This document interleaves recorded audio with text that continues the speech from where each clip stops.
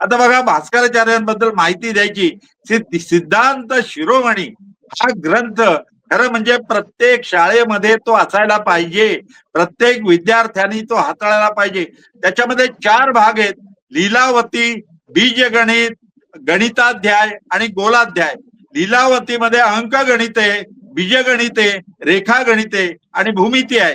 बीजगणित हे जो भाग आहे त्याच्यामध्ये घनर्ण संख्यांची बेरीज, अव्यक्तांची बेरीज, तसंच आपण बघितलं तर करणी संख्या, एक वर्ग समीकरण आहे. गणिताध्याय ग्रहगणित, पंचांग करायला लागणार गणित जे लागतं त्याला आपण वापरतो, तर ते कर्ण ग्रंथ तसा तो भास्कराचार्यांनी त्या काळी लिहिलाय. गणिताध्यायामध्ये तो भाग आहे.